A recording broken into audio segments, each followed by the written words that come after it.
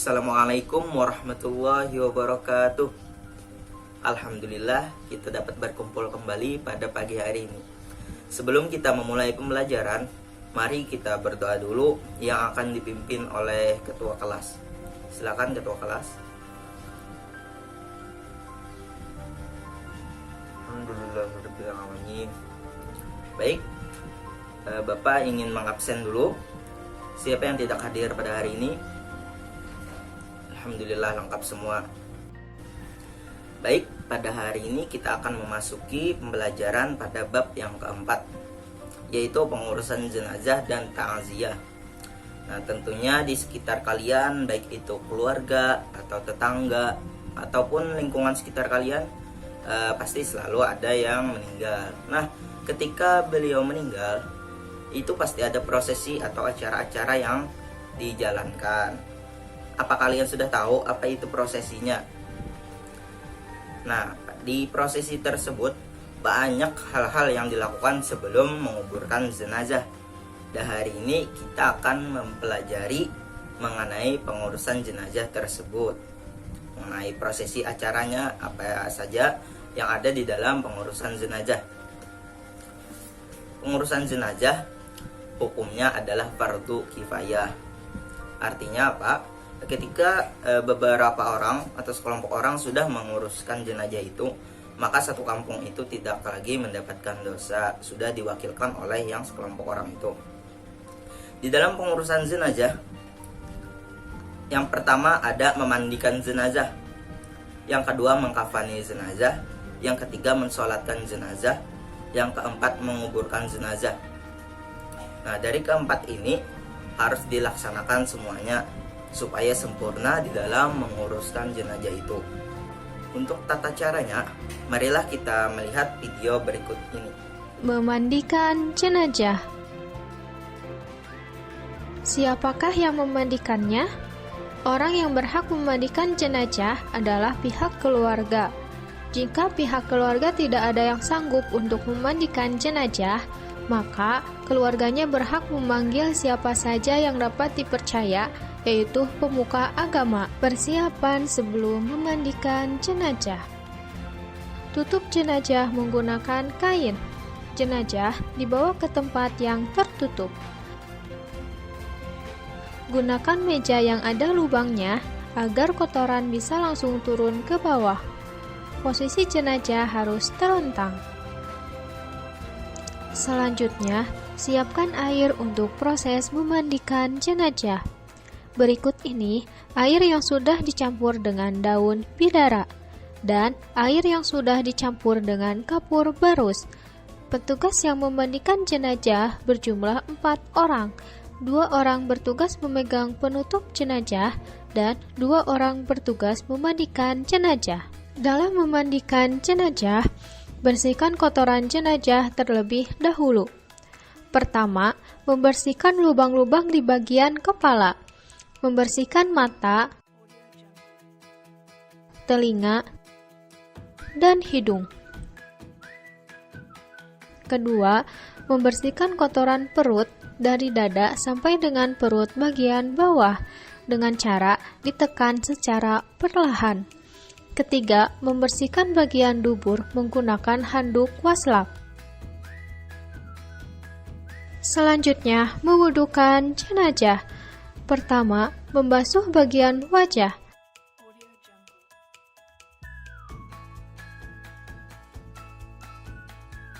Kedua, mengusap tangan kanan jenazah, kemudian yang kiri.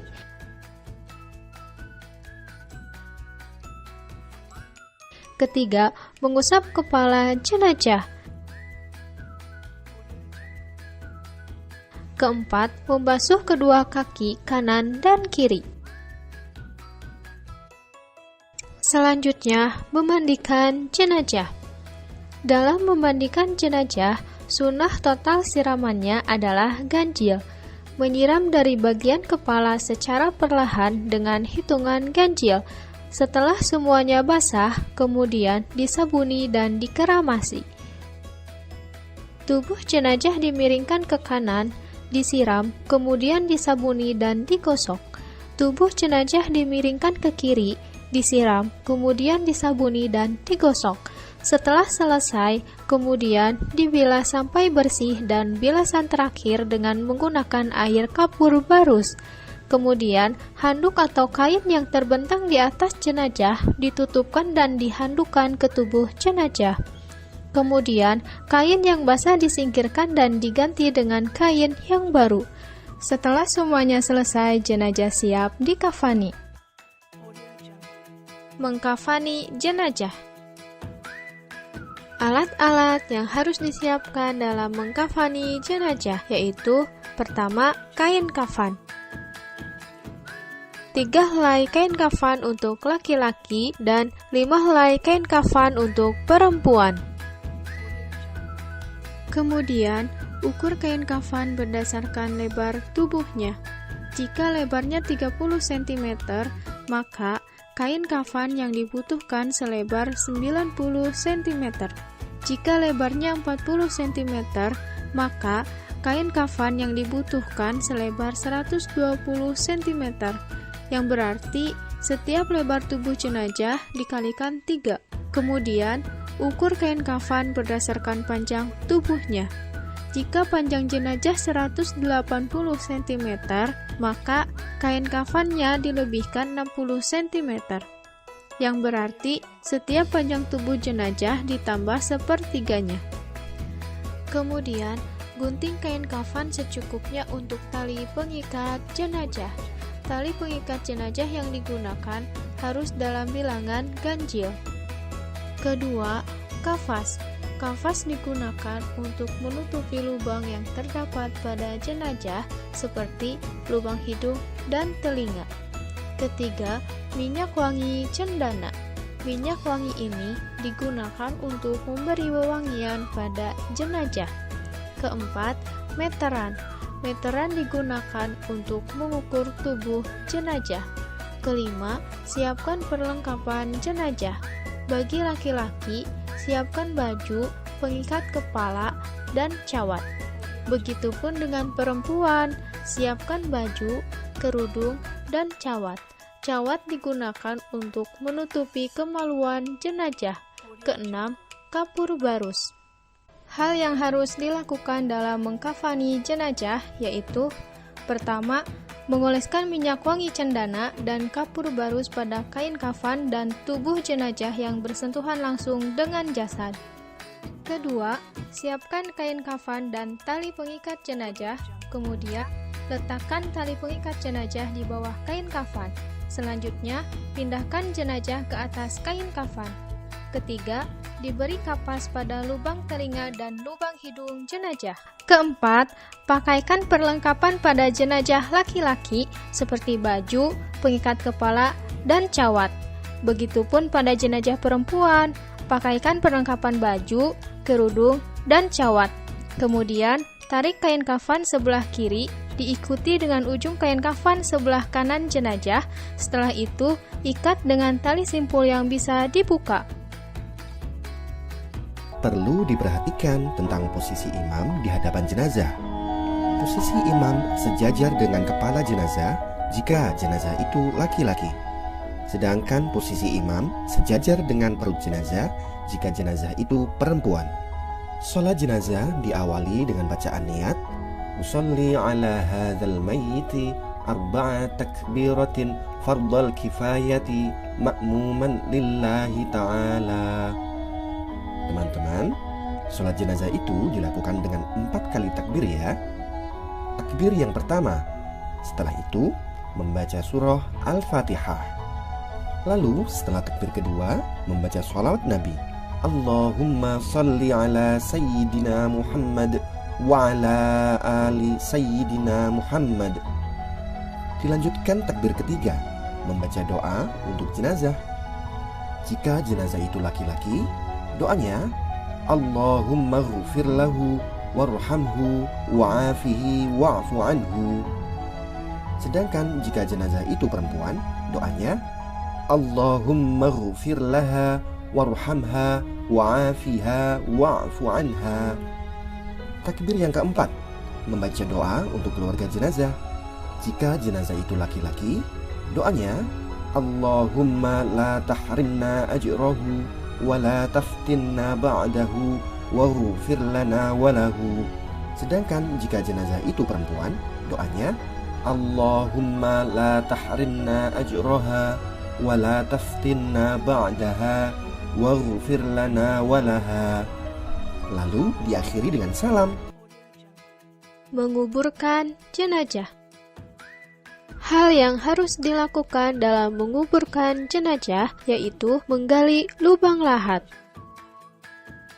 Lubang untuk menguburkan jenazah dikenal ada dua macam, yakni lahat dan syak. Panjang galian dari permukaan tanah berukuran 200 cm. Lubang yang ada di video ini adalah lubang lahat. Dengan keterangan A. Tinggi galian 130 cm, B. Tinggi liang lahat dari dasar galian 55 cm, C. Lebar liang lahat dalam dan luar 25 cm, dan D. Lebar liang lahat 75 cm.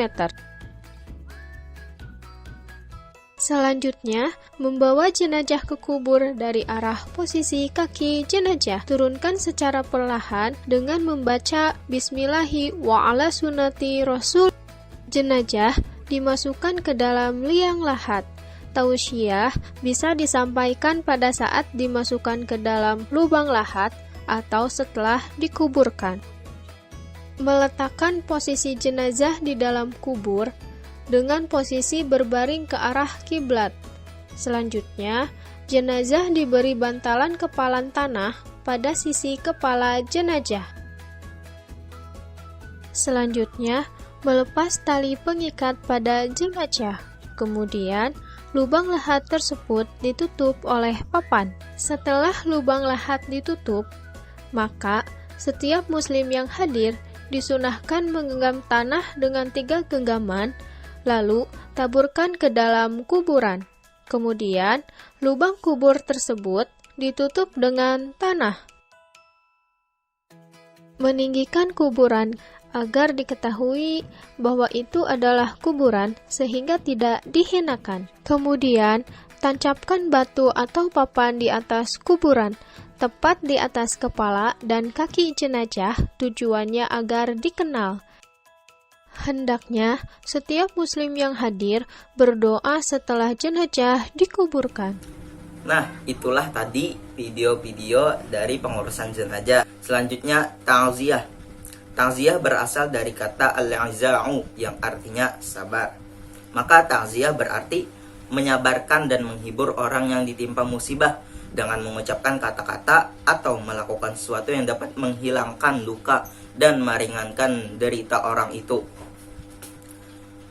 Dalam definisi yang lain, mengunjungi keluarga yang meninggal dan menghiburnya dengan menganjurkan supaya mereka bersabar terhadap takdir Allah dan mengharapkan pahala darinya. Artinya di dalam ta'ziyah ini kita berusaha menghibur orang yang ditinggal pergi oleh si mayit tadi, supaya tidak terlalu berlarut-larut di dalam kesedihannya. Nah, waktu ta'ziyah dimulai ketika terjadinya kematian, baik sebelum atau sesudah mayat dikuburkan, sehingga hilang dan terlupakan kesedihan mereka itu. Hukum ta'ziyah. Amr bin Hazim meriwayatkan bahwa Rasulullah SAW bersabda, "Ma min mu'minin yu'azzi akhahu bimusibati illa kasahu Allahu 'azza wa jalla min hulalil karamati yaumal qiyamah." Yang artinya, tidaklah seorang mukmin bertakziah kepada saudaranya yang ditimpa musibah kecuali Allah akan mengenakan pakaian kemuliaan pada hari kiamat nanti. Hadis riwayat Ibnu Majah dan Al-Baihaqi. Selanjutnya, apakah ada yang ingin bertanya? Baik, tidak ada. Kalau tidak ada yang ingin bertanya, maka Bapak yang akan bertanya kepada kalian. Nah, apa hukumnya menguburkan jenazah dan bertakziah? Ayo, siapa yang bisa jawab? Ya, mengurus jenazah hukumnya adalah fardu kifayah, sedangkan bertakziah hukumnya adalah sunnah. Itulah tadi pembelajaran kita yaitu pengurusan jenazah. Yang pertama tadi dalam mengurus jenazah ada memandikan jenazah. Yang kedua, mengkafani jenazah. Yang ketiga, mensolatkan jenazah. Dan yang keempat adalah menguburkan jenazah. Kemudian bertakziah. Takziah ini adalah menghibur keluarga yang ditinggalkan oleh mayit.